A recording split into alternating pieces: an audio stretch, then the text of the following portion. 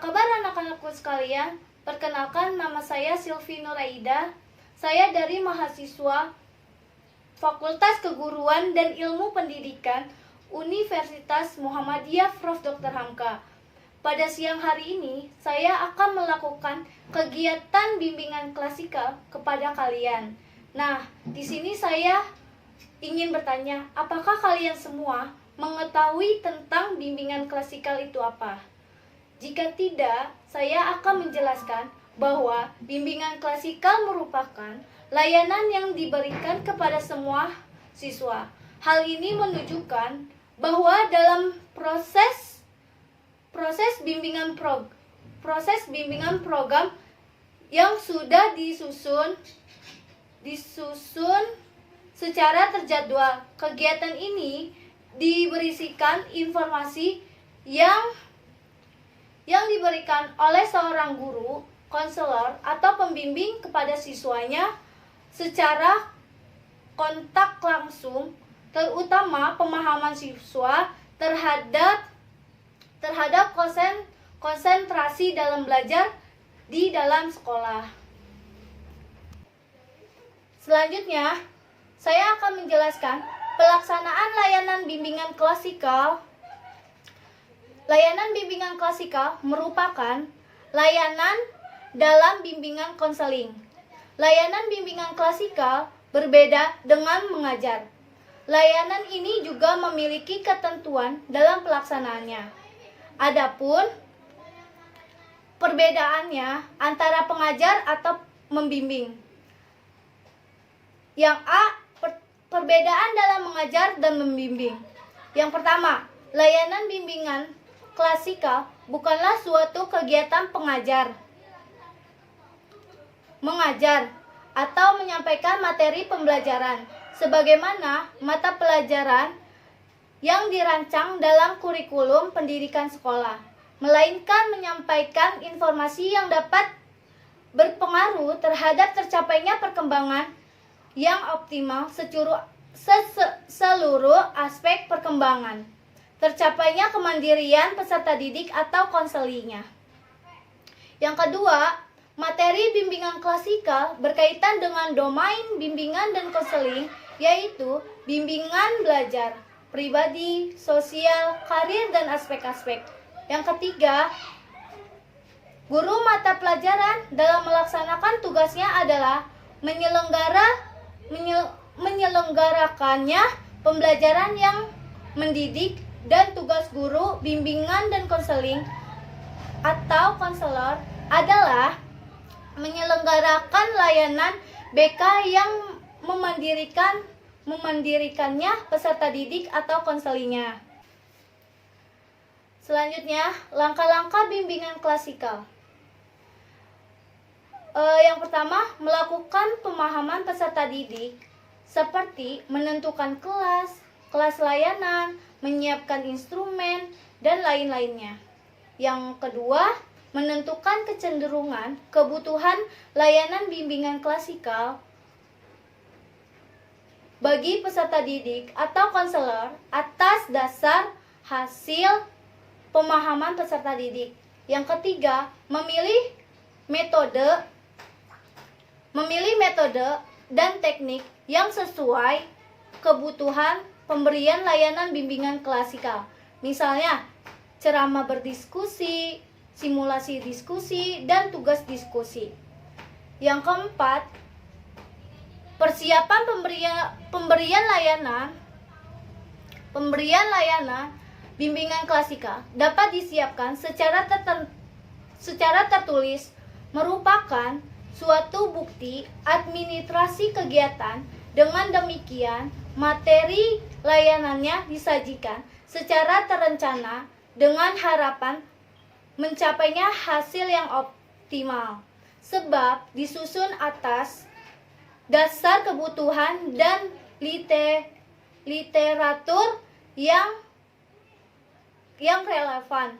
Yang kelima, memilih sistematika persiapan yang dapat disusun oleh guru bimbingan konseling atau konselor dengan catatan telah mencerminkan adanya kesiapan layanan bimbingan klasikal dan persiapan layanan klasikal dan persiapan yang diketahui oleh koordinasi bimbingan konseling atau kepala sekolah. Yang keenam, mempersiapkan alat bantu untuk melaksanakan pemberian layanan bimbingan klasikal sesuai dengan kebutuhan siswa.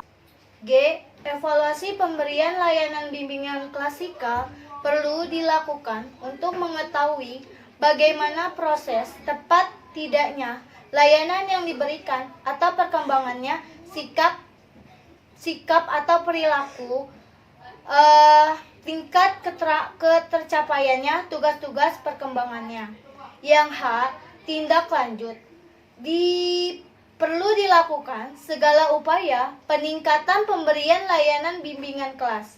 Kegiatan tindak lanjut senantiasa mendasarkan pada hasil evaluasi kegiatan yang telah dilaksanakannya. Nah, tujuan bimbingan klasikal di sekolah yaitu: yang pertama adalah mengatasi kesulitan dalam konsentrasi belajar yang tinggi. Yang kedua, mengatasi terjadinya kebiasaan-kebiasaan yang tidak baik dilakukan pada saat proses belajar mengajar berlangsung dan dalam hubungan sosial. Yang ketiga, mengatasi kesulitan-kesulitan yang berkaitan dengan kesehatan jasmani rohaninya. Yang keempat, kesulitan-kesulitan yang berkaitan dengan perencanaan pemilihan jenis pekerjaan setelah mereka lulus. Jenis layanan bimbingan klasikal yang saya ambil yaitu comparative learning atau gallery work. Nah, menurut pengertian dari gallery work ini adalah metode pembelajaran yang menuntut siswa untuk membuat suatu daftar baik berupa gambar atau skema sesuai hal-hal apa yang ditemukan atau diperoleh pada saat diskusi di setiap kelompok untuk dipajang di depan kelas. Nah, setiap kelompok menilai hasil karya yang digalerikan, kemudian dipertanyakan pada saat diskusi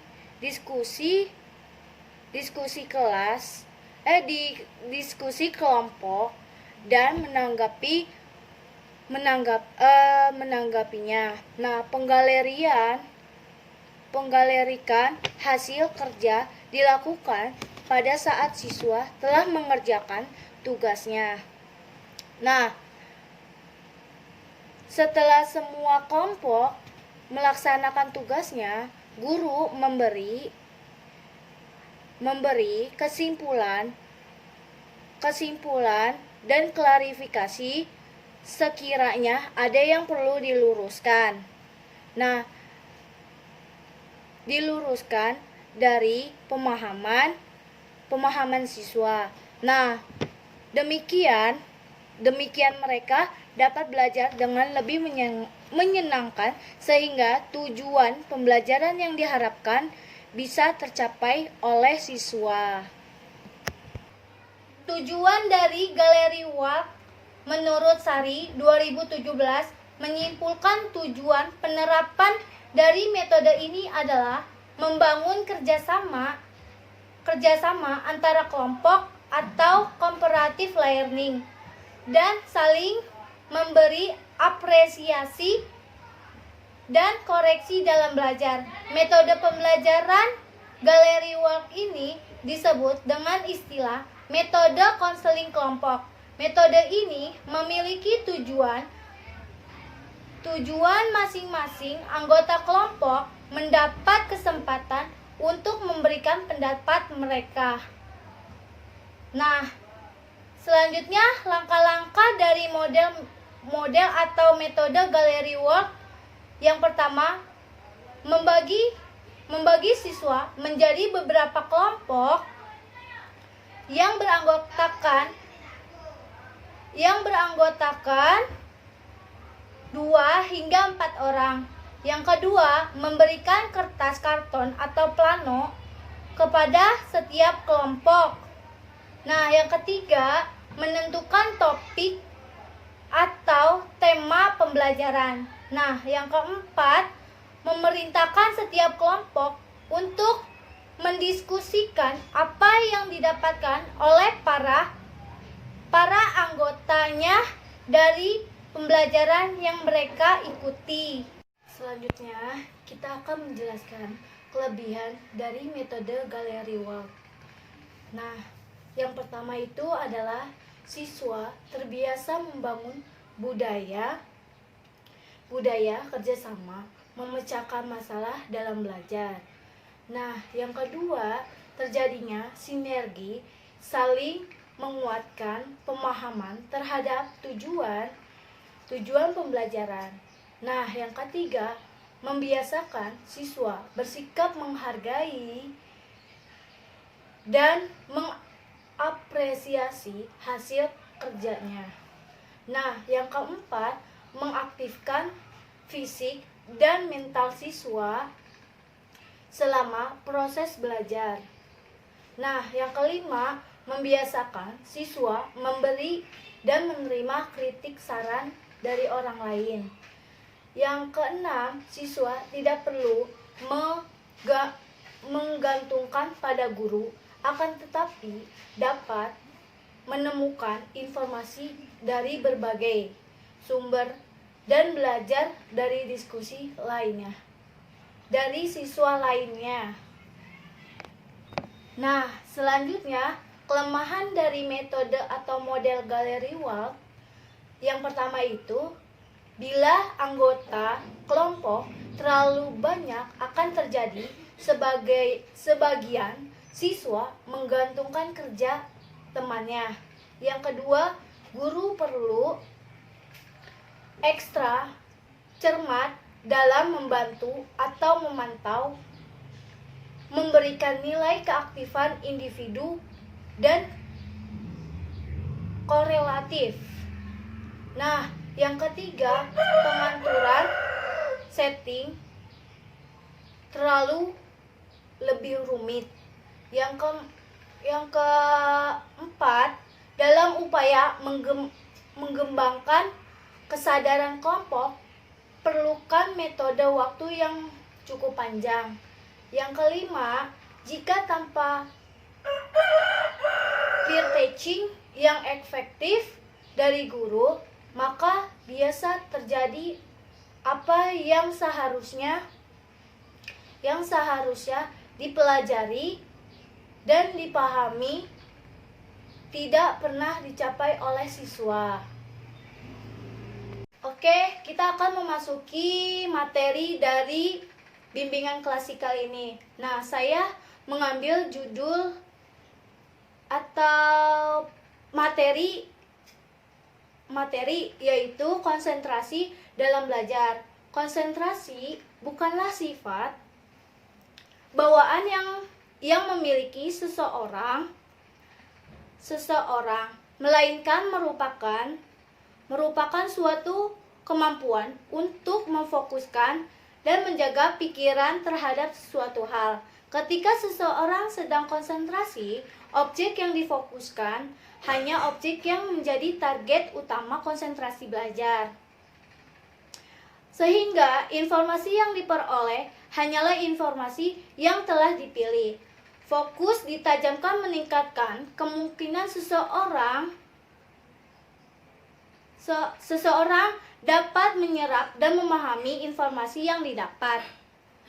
Nugroho 2017, aspek-aspek konsentrasi dalam belajar sebagai berikut. Yang pertama, memusatkan pemikiran. Suatu keadaan sosial membutuhkan ketenangan, kenyamanan, perhatian seseorang dalam memahami isi pelajaran yang dihadapinya. Yang kedua, motivasi keinginan atau dorongan yang dapat dari diri seseorang untuk berusaha menyadarkan perubahan tingkah laku agar lebih baik dalam memenuhi kebutuhannya. Yang ketiga, rasa khawatir, perasaan yang tidak tenang karena seseorang melakukan dengan optimal dan melakukan pekerjaannya. Yang keempat, perasaan tertekan, perasaan seseorang yang bukan dari individu, melainkan dorongan tuntunan dari orang lain maupun lingkungan. Yang kelima, gangguan pemikiran, hambatan seseorang yang berasal dari dalam individu maupun orang sekitar sendiri. Misalnya masalah ekonomi, masalah keluarga, maupun masalah individu.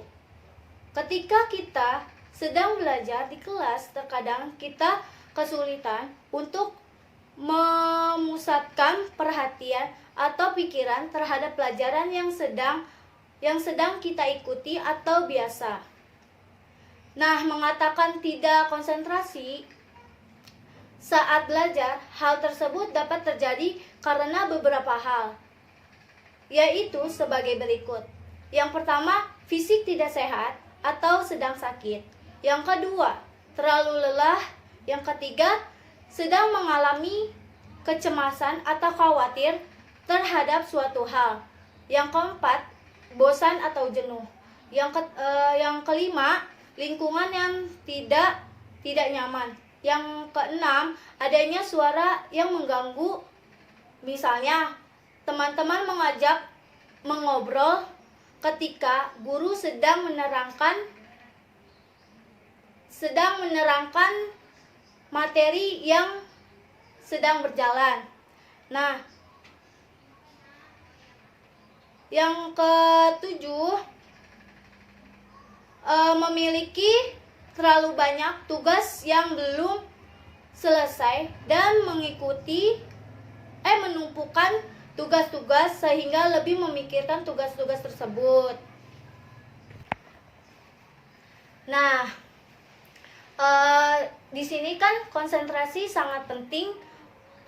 Konsentrasi sangat penting dan dibutuhkan bagi siswa dalam mengikuti proses pembelajaran agar kompetensi yang diharapkan dapat dikuasainya, bisa tercapainya dengan baik.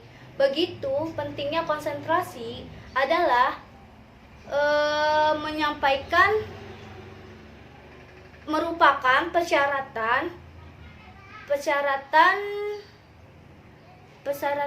dari siswa agar belajar dan berhasil mencapai tujuan pencapaian nilai yang memuaskan.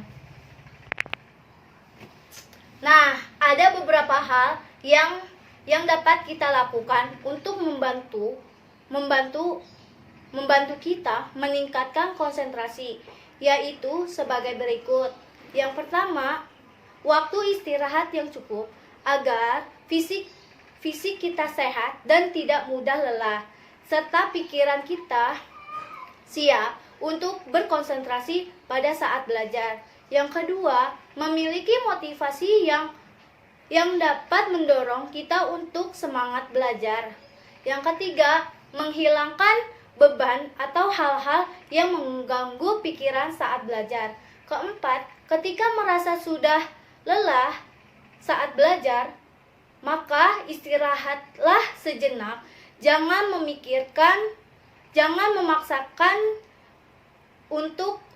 memaksakan diri kita untuk belajar. Nah, yang kelima, hindari menggunakan gadget ketika belajar seperti menggunakan handphone. Nah, yang keenam, makanan yang sehat, bergizi, seimbang agar kuat dalam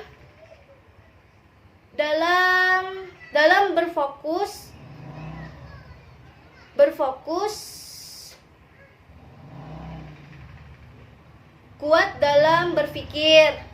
Nah, Menurut Engkoswara dalam Tabrani tahun 1989 menjelaskan klarifikasi perilaku belajar yang dapat digunakan untuk mengetahui ciri-ciri siswa yang dapat konsentrasi belajar sebagai berikut. Yang pertama itu perilaku kognitif, yaitu perilaku yang menyangkut masalah pengetahuan, informasi, kecakapan intelektual. Nah, yang B-nya itu perilaku efektif. Nah, yaitu perilaku yang berupa sikap dan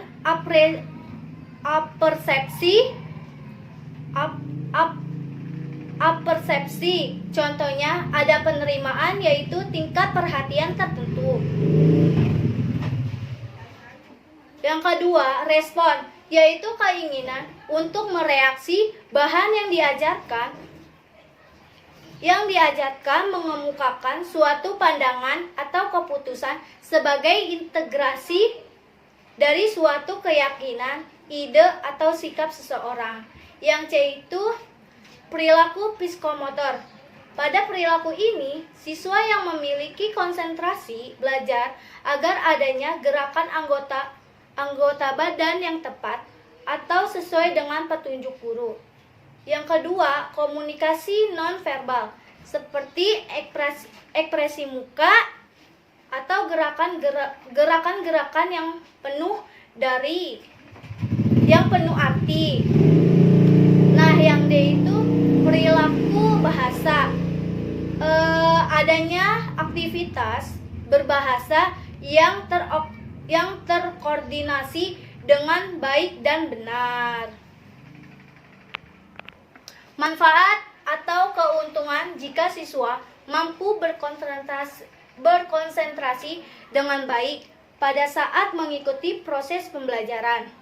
Nah, pembelajaran di kelas adalah sebagai berikut. Yang pertama, siswa akan lebih mudah dan cepat menguasai materi yang disajikan. Yang kedua, dapat dipastikan bahwa siswa yang konsentrasi dalam belajar sebenarnya ia juga sedang aktif. Yang ketiga, menambah konsentrasi sehingga lebih bersemangat atau memotivasi bagi siswa untuk lebih aktif beraktivitas dalam belajar dalam belajar di sekolah. Selanjutnya, H. Cara meningkatkan konsentrasi belajar, diantaranya yang pertama, kesiapan belajar atau ready learning. Nah, sebelum melakukan aktivitas belajar, kita harus benar-benar dalam kondisi fresh atau segar. Segar untuk belajar, untuk siap melakukan aktivitas belajar. Nah, di sini ada dua hal yang perlu kita perhatikan, yaitu kondisi fisik dan psikis. Nah, kondisi fisik harus bebas dari gangguan penyakit, kurang bergizi, dan rasa lapar. Kondisi psikis harus steril dari gangguan-gangguan konflik kejiwaan atau ketegangan emosional seperti cemas, kecewa, patah hati, terus iri dan dendam. Nah, masalah konflik kejiwaan ini harus diselesaikan terlebih dahulu. Pikiran harus benar-benar jernih jika hendak melakukan kegiatan belajar. Yang kedua, menanamkan minat, bakat, dan motivasi belajar dengan cara mengembangkan imajinasi berpikir. Untuk meningkatkan minat Untuk meningkatkan minat belajar dan motivasi belajar, ada kalanya perlu kita ketahui. Yang pertama, apa yang kita pelajari. Yang kedua, untuk apa kita mempelajari mata pelajaran yang hendak dipelajari. Yang ketiga, apa hubungan materi pelajaran dengan kehidupan sehari-hari atau manfaat mempelajari, dan apa yang kita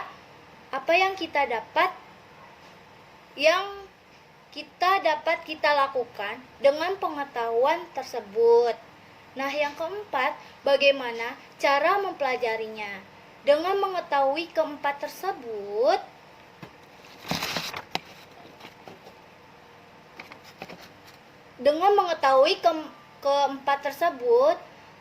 di atas, kita akan belajar secara terarah atau lebih fokus pada materi pelajaran.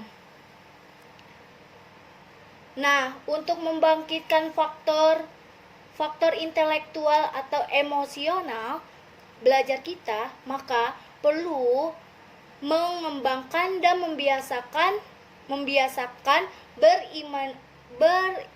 berimajinasi dalam berpikir. Nah, maksudnya kita membiasakan untuk menjelajah dengan berusaha membayangkan gambaran bentuk yang dipelajarinya. Kemudian berpikiran unsur-unsur penting yang bentuk gambaran tersebut. Dengan demikian, kita akan digiring pada belajar dan kreatif. Yang ketiga, cara belajar yang baik. Untuk memudahkan konsentrasi belajar, dibutuhkan panduan untuk mengaktifkan cara berpikir, penyeleksian fokus masalah, dan pengarahan rasa ingin tahu. Juga harus memuat tujuan yang hendak dicapai dalam cara-cara menghidupkan dan mengembangkan rasa ingin tahu kita, sehingga tuntas terhadap apa yang kita pelajari. Dengan kata lain, berusaha menyusun kerangka berpikir dan bertindak step by step dalam memecahkan masalah. Yang keempat, lingkungan belajar harus kondusif. Nah, belajar membutuhkan lingkungan yang berkondusif untuk memperoleh hasil belajar secara optimal. Harus diupayakan tempat dan ruangan yang apik, teratur, dan bersih. Suasana pun harus nyaman untuk belajar. Nah, selanjutnya yang kelima, belajar aktif. Jika kita sulit berkonsentrasi belajar di sekolah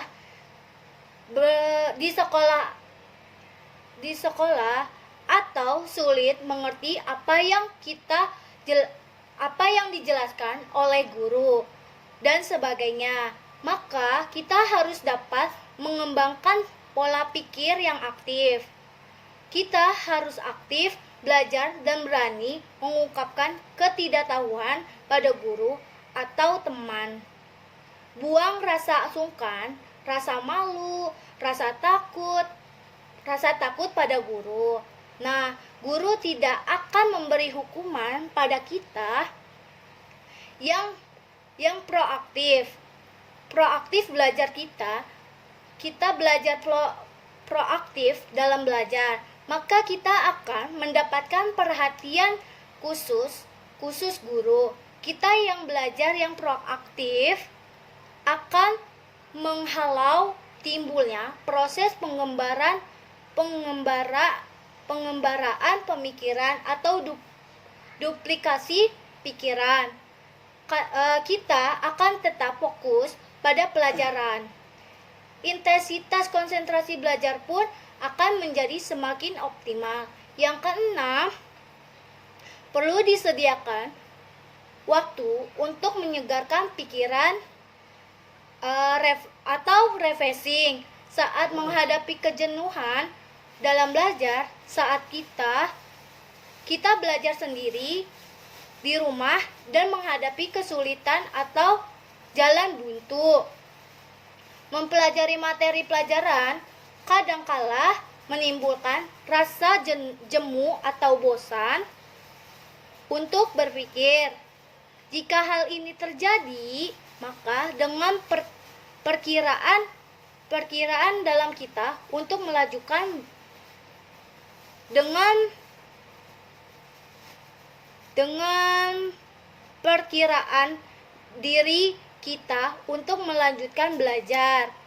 Nah, selanjutnya, jika dipaksakan, kita akan menimbulkan kepenatan atau kelelahan, sehingga akan menimbulkan antisipasi untuk belajar. Jalan keluarnya menyediakan waktu 5-15 menit untuk beristirahat sejenak dengan mengalihkan perhatian pada hal yang lain, bersifat menyenangkan dan menyegarkan. Nah,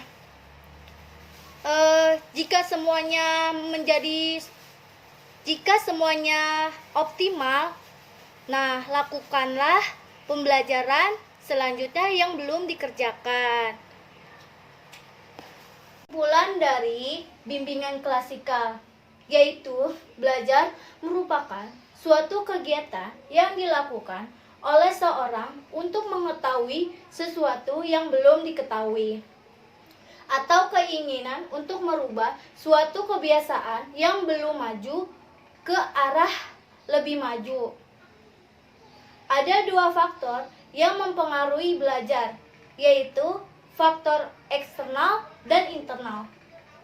Konsentrasi belajar merupakan salah satu faktor internal yang mempengaruhi belajar. Konsentrasi dalam belajar yaitu pemusatan perhatian, pikiran, dan perbuatan pada suatu objek yang sedang dipelajari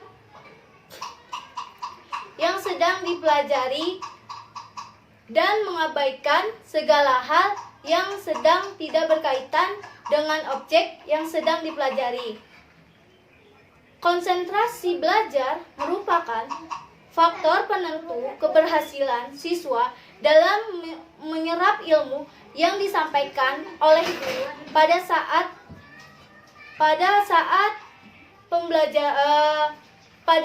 kegiatan belajar mengajar di dalam kelas. Nah, saya tutup kegiatan bimbingan klasikal pada siang hari ini. Mohon maaf jika ada kata-kata yang salah. Mohon dimaafkan. Sekian, terima kasih. Wassalamualaikum warahmatullahi wabarakatuh.